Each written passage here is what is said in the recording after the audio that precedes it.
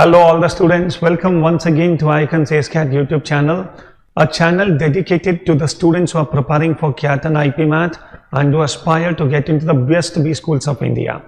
My name is Anil Chaudhary and इस channel पर students पिछले कई दिनों से अब क्या ऑलमोस्ट 2 मंथ्स इस चैनल को लॉन्च किए हुए हो चुके हैं और 2 महीनों में स्टूडेंट्स हमने बहुत अच्छे एफर्ट्स पुट किए in terms of posting the best of the videos, चाहे वो इंटरव्यू से रिलेटेड हो, क्वांट से रिलेटेड हो या फिर स्टूडेंट्स आईपी मैथ के DILR से रिलेटेड हो। एंड आज जो सेट मैं डिस्कस करने जा रहा हूँ students, as you see on the screen, actual set of 5 questions which was actually based on data interpretation.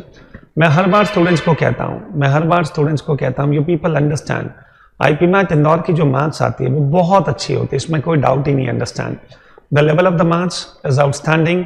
There actually कई सारे क्वेश्चंस तो they generally touch the standard of IIT JEE mains, but anyway students आप इससे घबराओ मत। सबसे important तो आप देखो जब पेपर टफ होता है तो जो कट ऑफ्स होते हैं वो बहुत नीचे चला जाता है। हमें तो सिर्फ ये प्लान करना है कि किस तरह से मैं उस कट ऑफ को क्रॉस कर सकूं। Understand? So instead of keeping in mind कि 45 क्वेश्चंस आर देयर, मुझे सारे सॉल्व करने हैं, एक्चुअली स्टूडेंट्स आप उस हिसाब से प्लानिंग करो ही मत। जिन बच्चों का आईपी मैथ बहुत क्लोज आ चुका है, ठीक है, don't panic, just count your strength areas, just see that कि मैथ्स के कौन से चैप्टर्स आपके स्ट्रेंथ एरियाज हैं। और मैं कई बार कहता हूँ ये जो 30 क्वेश्चंस का MCQs वाला पूरा सेक्शन होता है उसमें 5 क्वेश्चंस का एक पूरा सेट होता है which is actually based on data interpretation और logical reasoning. And believe me students, ये जो 5 क्वेश्चंस का सेट है इसको हैंडल करना बहुत मुश्किल नहीं होता। That is the reason I keep motivating the students. आप प्रैक्टिस करो कि कम से कम ये 5 क्वेश्चंस तो हमारे क्लियर हो ही जाने चाहिए। और स्टूडेंट ये जो 2020 का सेट मैं डिस्कस करूंगा, ओके, ये पूरा सेट ही डेटा इंटरप्रिटेशन पर बेस्ड है। This complete set is based on DI। कोई भी स्टूडेंट पहली बार इस टेबल को देखेगा और जिसकी बहुत अच्छी प्रैक्टिस नहीं है DI की, तो पॉसिबली स्टूडेंट्स वो टेबल को देखते ही घबरा जाएगा कि सर इतना सारा डेटा कैसे इंटरप्रेट करेंगे, क्या करना है क्या नहीं करना है। But to be very honest, ऐसे जो सेट्स होते हैं ये जो बाकी मैथ्स के क्वेश्चंस होते हैं उसके कंपैरिजन में बहुत इजी होते हैं। Okay, that is the reason I make you solve these 5 questions with me. और ऐसे 4-5 वीडियोस पिछले 4-5 सालों में जो भी सेट्स आए उनको लेकर मैं ऑलरेडी बना भी चुका हूं और इसी प्लेलिस्ट में स्टूडेंट्स पोस्ट भी हो चुके हैं। Plus I must tell all the students 2020 में we had a set which was based on DI। बाकी अगर मैं 2021 देखूं, 2022 देखूं, इनमें स्टूडेंट्स बड़े सिंपल से सेट थे, लॉजिकल रीजनिंग से रिलेटेड, डेटा अरेंजमेंट से रिलेटेड। ओके, तो मुझे लगता है आप इन 5 क्वेश्चंस पर जरूर पूरी एनर्जी डालो। And now students, coming on this wonderful set, there are 5 questions based on it. एक एक करके मैं सारे क्वेश्चंस दिखा देता हूं। मैं चाहता हूं कि you pause it, try to understand what the data says, okay, and try to give the answers. So this becomes question number 1, question number 2, pause करो, solve करो, question number 3, this is question number 4, and this is question number 5. ठीक है, चलिए अब students अपन वापस चलते हैं question number 1 की तरफ। अब मेरे साथ इस पूरे सेट को सॉल्व करेंगे आप लोग 1 by 1। ओके, चलो तो कॉपी और पेन लेकर तैयार हो जाओ और बिल्कुल भी डरना नहीं। अंडरस्टैंड?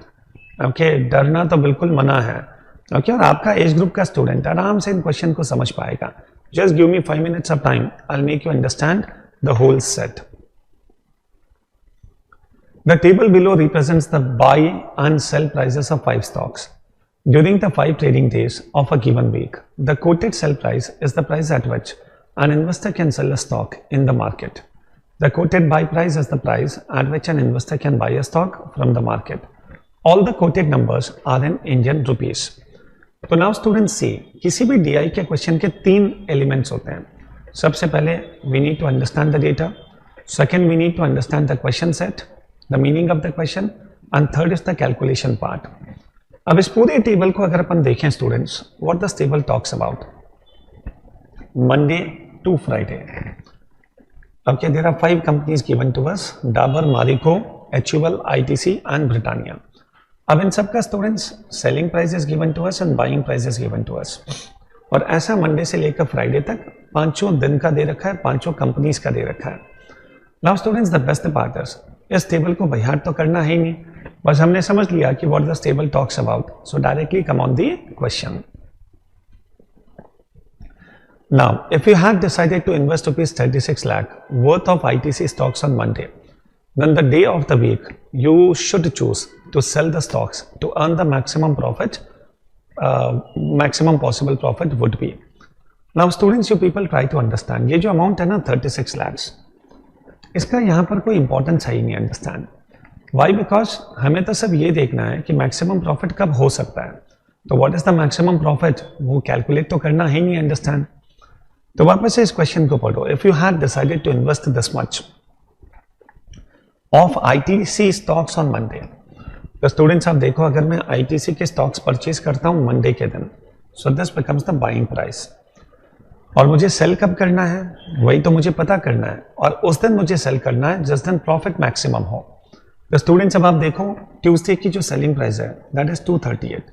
तो students there is no profit no loss अगर मैं ट्यूसडे को सेल करता हूं. Wednesday it is 246, yes some profit is there. Thursday it is 221 selling price, तो ये तो लॉस हो जाएगा. And students Friday it is 253. तो डेफिनेटली जिस दिन सेलिंग प्राइस सबसे हाईएस्ट होगा उसी दिन तो स्टूडेंट्स मेरा प्रॉफिट सबसे हाईएस्ट होगा. तो यू सी कितना सिंपल सा ये क्वेश्चन है. No calculation is needed here. So this question is damn easy and students the correct answer is Friday. Okay, अब मुझे बताओ स्टूडेंट्स, ये आईपी मैट का एक्चुअल क्वेश्चन था, क्या छोड़ने लायक था? और स्टूडेंट्स आप देखो, क्या टेबल को देखकर ही हम छोड़ देंगे? बेटा थोड़ी सी प्रैक्टिस कर, होगा. एंड यही तो टाइम होता है स्टूडेंट्स, जब आप पूरी लगन के साथ, पूरे डेडिकेशन के साथ, सारे डिस्ट्रैक्शंस को हटाकर just focus on this. Okay, so coming on question number 2. The difference between the coated price, by and sale price of a stock is referred to as the spread of the stock. Okay, वापस से पढ़ते हैं. The difference between the quoted buy and sell price of a stock is referred to as the spread of the stock. Okay, तो buying price और selling price का जो difference है उसे स्टूडेंट्स हम लोग कहते हैं spread of the stock. अब आपको बताना है किस दिन the average spread of the stock is lowest. Okay, तो you people have to find out कि जो average spread है ये किस दिन lowest है. एंड स्प्रेड का मतलब क्या है? ठीक है, बाइंग और सेलिंग प्राइस का डिफरेंस. तो बहुत ही सिंपल सा क्वेश्चन है. मंडे का स्प्रेड अपन कैलकुलेट करते हैं. So here the difference is 2, buying और सेलिंग प्राइस का difference 1, this is 2, here the difference is 1, here the difference is 2. सो 2 + 1 3, 4 5 6 7 8. तो मंडे का टोटल स्प्रेड है 8. So the total spread of Monday is 8. अब अगर मुझे एवरेज निकालना है तो डिवाइड बाय 5 कर दूंगा because there are 5 companies. But anyway students, I don't think so कि मुझे एवरेज निकालने की ज़रूरत है. एनीवे यहाँ पर लिखा तो है एवरेज स्प्रेड, बट आप एक चीज़ समझो, जिसका टोटल सबसे लोवेस्ट होगा उसका एवरेज भी तो सबसे लोवेस्ट होगा, क्योंकि हमेशा डिवाइड बाई 5 तो करना है. So don't waste time doing that. Okay, तो Monday is the first option. Second option is Tuesday. चलो difference 3 + 1 4, 4 + 3 7, 7 + 1 8, 8 + 1 9. So 9 becomes the spread of Tuesday. Thursday is here. So this is 3, 3 + 3 6, 6 + 4 10, 10 + 4 14, 14 + 2 this becomes 16. Friday, this is 1, this is 2, okay, 3, 3 + 3 6, 6 + 3 9, 9 + 4 that becomes 13. तो अब आप देखो students, ये चारों options का spread आ चुका है. अब मुझे बताना है एवरेज स्प्रेड किसका लोवेस्ट है. तो डेफिनेटली जिसका सम लोवेस्ट होगा उसी का एवरेज लोवेस्ट होगा.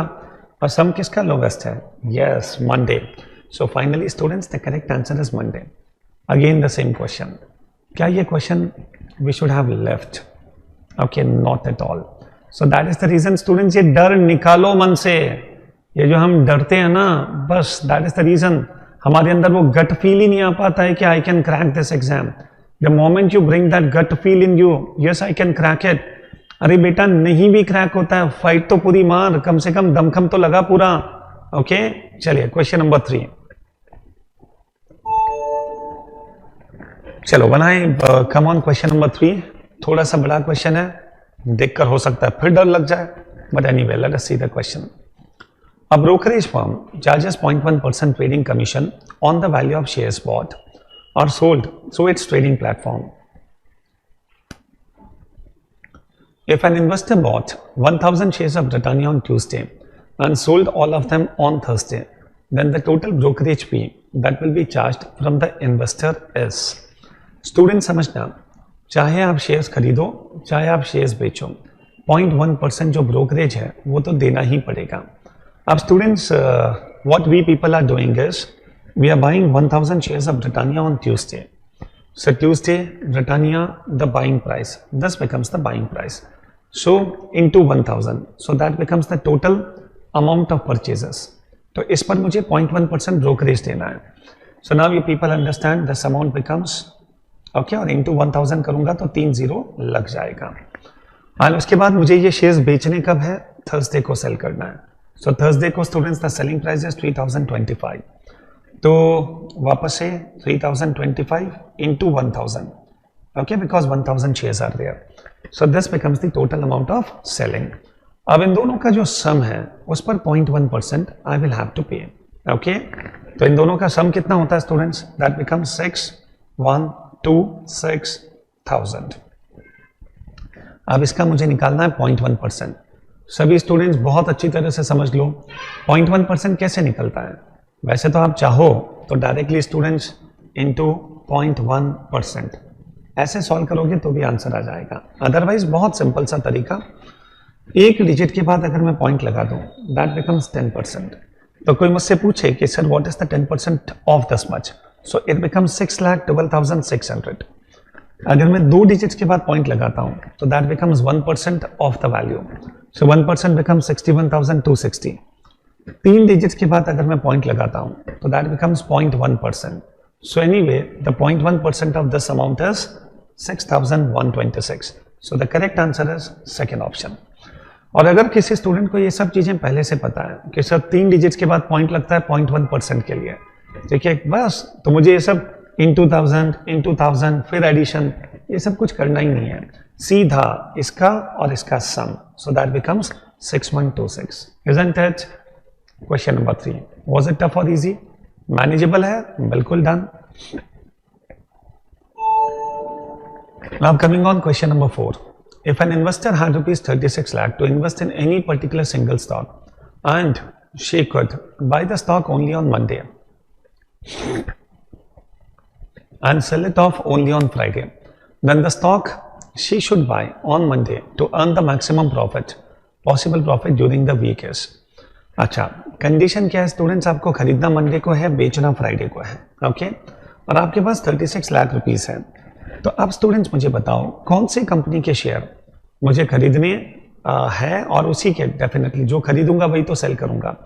सो अल्टीमेटली जो मेरा इन्वेस्टमेंट है वो मुझे किस कंपनी में करना चाहिए सो दैट मेरा जो प्रॉफिट है दैट कैन बी मैक्सिमम. अब स्टूडेंट्स आप देखो ये जो 36 लाख रुपीस का अमाउंट है ना, let us not worry for this. Okay, this amount hardly matters. Why is it so? Because students, जिसका परसेंटेज प्रॉफिट सबसे हाईएस्ट होगा बस उसी में मैक्सिमम प्रॉफिट होगा. तो ट्राई टू अंडरस्टैंड, मुझे तो सिर्फ ये कैलकुलेट करना है कि इन पांचों शेयर्स में से आपके मंडे से लेकर फ्राइडे तक किसके बाइंग और सेलिंग प्राइस में सबसे मैक्सिमम परसेंटेज ग्रोथ है. तो जहां पर परसेंटेज प्रॉफिट मैक्सिमम है that becomes the correct answer.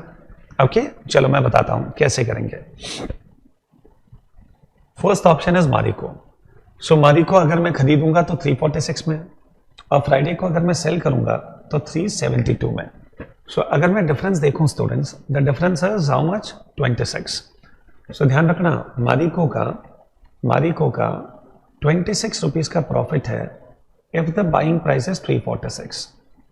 Profit and loss में स्टूडेंट्स एक पॉइंट हमेशा ध्यान में रखो, जब भी प्रॉफिट परसेंटेज कैलकुलेट करना हो it is always calculated on the cost on the buying price. Understand? So अगर मैं 26 रुपीज अर्न करता हूँ 346 में, I can actually find out what is the profit percentage. Understand? तो ये करना कि 36 लाख को इससे डिवाइड करूंगा फिर 372 से बेचूंगा, इतना सब करने की जरूरत नहीं है. हाँ, जिसके पास भरपूर टाइम है, ठीक है, वो कर सकता है. अदरवाइज सिंपल सा परसेंटेज प्रॉफिट निकालना है और कुछ नहीं करना है. The second option is HUL. 1933 में खरीदना और 1966 में सेल करना. So there is a profit of 33. So HUL there is a profit of 33, but actually the buying price is too high. अब आप जस्ट इमेजिन करो, यहाँ 346 पे 26 रुपए का प्रॉफिट है, या 1933 पर 33 का प्रॉफिट है, तो इसका परसेंटेज प्रॉफिट तो वैसे भी बहुत कम होगा. तो एनीवे HUL तो आंसर हो ही नहीं सकता. Coming on the third option, ITC 238 में स्टूडेंट्स खरीदना है और 253 में सेल करना है. सो 15 रुपीज का प्रॉफिट. सो ITC 15 का profit and 238 that becomes the buying price. अब मुझे कंपेयर करना है, क्या 26/346 ये वैल्यू ज़्यादा होगी या 15/238. अब ये रेशियोज का कंपैरिजन हम कैसे कर सकते हैं, इसकी भी स्टूडेंट्स अपनी पूरी ट्रिक्स है, शॉर्ट ट्रिक्स है. But anyway I will not get into that as of now. I am here more over to discuss the nature of the question. तो ये कैसे कंपेयर करेंगे, you people do try. And coming on the fourth option, Britannia. So 3046 में खरीदा और 3140 में. So it seems like 94 rupees का profit है. So Britannia the profit is 94, but actually the buying price is very high. Okay, अब students and सब ratios को compare करके you people have to find out किसकी वैल्यू ज्यादा है. तो जिसकी वैल्यू ज्यादा है इसका मतलब है प्रॉफिट परसेंटेज भी ज्यादा है, and that becomes the correct answer. वैसे सभी एग्जाम्स में on screen calculator is not available, but IPMAT Indore के पेपर में इट इज अवेलेबल. अगर किसी को और ज्यादा कैलकुलेशन नहीं भी आता है तो you people can actually use that on screen calculator to give the correct answer. और किसी बच्चे को अगर परसेंटेज गेस करना आता है, ओके, कैसे गेस कर सकते हैं, ट्राई टू अंडरस्टैंड. चलो मैं थोड़ी सी हेल्प कर देता हूं. 26,346 का कितना परसेंट है. अब आप देखो स्टूडेंट्स, 10% इज 34.6 एंड 1% इज 3.46. मतलब ये जो 1% है, okay, that is close to 3.5. अब देखो 1% अगर 3.5 है तो 2% हो जाएगा 7 के बराबर. अब 2% अगर 7 है तो 6%, इसका 3 टाइम्स, ये हो जाएगा 21 के बराबर. मुझे कितना चाहिए, 26. तो 6% इज 21, 1% और ऐड करूंगा तो दैट बिकम्स 3.5, तो 24.5. तो मेरा जो आंसर है that will be definitely more than 7%.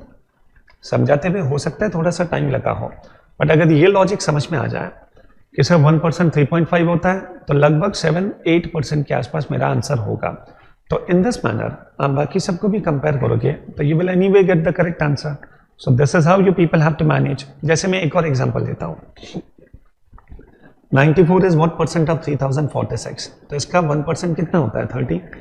अब 30 इज 1%, तो इसका 3 टाइम्स हो जाएगा 90. सो 3% इज 90. अब मुझे कितना चाहिए, 94. तो मेरा आंसर थोड़ा सा 3% से ज्यादा. सो एनीवे दिस इज 7%, तो this can not be the answer. अब इसी तरह से इसको भी कंपेयर करो and finally give the answer. Anyway I think first option itself is the right answer. Okay, चलिए, वंडरफुल स्टूडेंट्स, आगे बढ़ते हैं. And here comes the last question. Last question थोड़ा सा टिपिकल है. ओके, तो अगर कहीं पर भी थोड़ी सी टफनेस भी लगती है तो that is in the last question. But you people just try to understand one thing. ऐसे सेट जब भी सॉल्व करो, ये मत सोचो कि मुझे 5 क्वेश्चंस करने हैं. अगर डेटा अरेंजमेंट का सेट है तो डेटा अरेंज करते ही 5 के आंसर्स आ जाएंगे. बट DI के सेट्स में कई बार होता है कि हम 3 या 4 क्वेश्चन कर लेते हैं, एक टफ होता है, तो you can skip that. Okay, and do understand, ये जो टफ वाला क्वेश्चन था ना, ये वाला, ये एक्चुअली पेपर में 2nd नंबर पे था. ठीक है, इस सेट में 2nd नंबर पे. मैंने इसको 5th पर लिया बिकॉज कई बार क्या होता है, 1st और 2nd क्वेश्चन अपन उठाते हैं और हमें लगता है दैट क्वेश्चन इज टफ, तो वी प्रिज्यूम दैट कि ये पूरा सेट बहुत टफ है. But don't commit this mistake. जब तक 5 क्वेश्चंस पढ़ ना लो, ओके, हमने देखा है 3-4 क्वेश्चंस तो बहुत इजी थे. Anyway this question is also manageable, let us see. But इस क्वेश्चन में सबसे बड़ा प्रॉब्लम क्या है, the options are very close. इसीलिए सारे स्टूडेंट्स एक चीज बहुत अच्छी तरह से समझ के चलो, when the options are very close हम बहुत ज्यादा अप्रोक्सीमेशन नहीं कर सकते. And when the options are not very close, वहां पर स्टूडेंट्स आप चाहो जैसा अप्रोक्सीमेशन करो and try to give the answer. So what the question says, if an investor planned to invest rupees 36 lakh in purchasing the stocks of HUL on Monday, sell them off on Wednesday and use the entire proceeds to purchase the stocks of Britannia on the same day and sell them off again on Friday, then the total investment return during the week would be. अब देखो students 36 lakh हमने सबसे पहले invest किया। कहाँ invest किया? HUL on Monday. तो हमने एचयूएल मंडे को खरीदा इतने रुपए से, उसको हमने बेचा कब? वेडनेसडे को। तो वेडनेसडे को students this becomes the selling price. अब जितना भी पैसा इकट्ठा हुआ उस पैसे को स्टूडेंट्स हमने कहाँ इन्वेस्ट किया? ब्रिटानिया के स्टॉक्स खरीदे ऑन द सेम डे। तो वेडनेसडे को स्टूडेंट्स ब्रिटानिया, ये purchase price, and then finally इसको मैंने सेल किया फ्राइडे के दिन। तो फ्राइडे को this becomes the selling price. अब आपको बताना है स्टूडेंट्स टोटल रिटर्न कितना था इन्वेस्टमेंट पर, कितना परसेंट प्रॉफिट आपने कमाया।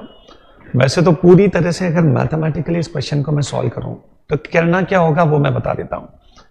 जैसे फॉर एग्जांपल 36 लाख, ओके, इसे स्टूडेंट्स सबसे पहले तो मैं 1933 से डिवाइड करूंगा, so that I will come to know कि how many shares of HUL I am buying on Monday. तो जितने भी शेयर्स मैंने खरीदे वो मैं सेल करूंगा स्टूडेंट्स 1979 के रेट से। ओके, तो this becomes the total amount now which is there with me on Wednesday. ठीक है, अब ये अमाउंट मुझे इन्वेस्ट करना है ब्रिटानिया में एट अ रेट ऑफ 3115। तो ये टोटल अमाउंट 3115 से अगर मैं डिवाइड कर दूं तो I will actually come to know कि ब्रिटानिया के कितने शेयर्स मैंने वेडनेसडे को खरीदे। अब उतने शेयर्स मैं सेल करूंगा 3140 की रेट से फ्राइडे के दिन। सो 3140 की रेट से आई विल सेल। तो ये जो टोटल अमाउंट आएगा, so that becomes the final amount which is there with me at the end of the week. तो I started with 36 lakh and this becomes the final amount जो मेरे पास है। तो कितना परसेंट की ग्रोथ है that we need to find out. But अब ये पूरा कैलकुलेशन करना and that too without a calculator is not going to be easy. तो अब स्टूडेंट्स हम लोग क्या कर सकते हैं? ठीक है, चलो मैं कुछ टिप्स देता हूं। Now what we people can do is 1933 में स्टूडेंट्स हमने परचेज किया एंड हमने कब बेचा था? वेडनेसडे को। सो 1979 में वी हैव सोल्ड। सो अगर अपन देखें तो there is a profit of 46 rupees का प्रॉफिट है on a cost price of 1933। तो चलो अपन एक काम करते हैं students, let us calculate the percentage profit. Okay, तो दो डिजिट्स के बाद पॉइंट लगाते हैं तो क्या होता है? 1%। सो दैट इज 19.33। ओके, अब अगर चाहें तो इसको 20 मान लें, अदरवाइज 19 भी लेंगे तो भी चलेगा। सो 1% is 19, 1% is 19। So 2% becomes how much? 38। मुझे कितना चाहिए? 46। तो मुझे 8 और चाहिए। अब स्टूडेंट्स आप देखो 19 का हाफ होता है दैट इज 9.5, मुझे चाहिए 8। तो अगर मैं 0.5% और ले लेता हूँ, 0.5%, 1% इज 19, तो 0.5 कितना हो जाएगा? 9.5। पर मुझे तो 8 ही चाहिए, अंडरस्टैंड। तो मुझे ऐसा लगता है स्टूडेंट्स 2% इज 38 एंड 0.5% इज 9.5। तो इन दोनों को अगर मैं ऐड करता हूँ तो ये फिगर 46 से थोड़ा सा अप चला जाता है। तो मुझे ऐसा लगता है इंस्टेड ऑफ टेकिंग 2.5%, ये जो वैल्यू है दैट इज क्लोज टू 2.4% के आसपास। ओके, लगभग 2.4% के आसपास। तो मुझे ये पता चल गया कि एचयूएल का प्रॉफिट कितना परसेंट है? 2.4%। So what does it mean? It means अगर मैं 100 रुपीज इन्वेस्ट करता हूं तो वेडनेसडे को मेरे पास कितना रुपया बचा? ओके, 102.4, 2.4% का profit. Now see students, this proceeds I am investing in Britannia 1315 and I'll be selling at 1340. Okay, so 1350 में खरीद कर 1340 में बेचना। Okay, तो स्टूडेंट्स 25 का प्रॉफिट है। So now I am earning a profit of 25 upon 3115 which is the purchase price. अब students मुझे पता करना है कितना परसेंट का प्रॉफिट है। अगर मैं 3 डिजिट्स के बाद पॉइंट लगाता हूं so that becomes 0.1%. So understand 0.1% is 3 point something, around 3 मान लेते हैं। अब मुझे कितना चाहिए? 25। तो अगर मैं 3 को 8 से मल्टीप्लाई कर दूं तो that becomes 24। तो इसका सीधा सा मतलब है this becomes 0.8%। ओके, तो अगर मैं 3115 का 0.8% निकालता हूं so that is close to 25। ठीक है, अब स्टूडेंट्स आप सोचो मेरे पास पैसा कितना था? 102.4। इस पर अगर मैं 0.8% ऐड करता हूं, 102.4 का 0.8%, तो 3 डिजिट्स के बाद पॉइंट लगा दो तो 0.1%। सो 0.1% होगा कितना? अंडरस्टैंड? यस। ठीक है 0.1। अच्छा अदरवाइज एक काम करो ना, आप तो इसको 102.4 मानो ही मत, आप तो 100 मानो। अब 100 का 0.8% कितना होता है, दैट इज 0.8। तो कुल मिलाकर 0.8 का प्रॉफिट मुझे और मिल जाएगा। तो अगर मैं इसमें ऐड कर दूं तो मेरे पास टोटल अमाउंट हो जाएगा 103.2। तो I started with 100 but now I have 103.2। So इसका मतलब है there is a profit of 3.2 over 100. So 3.2% that becomes the answer.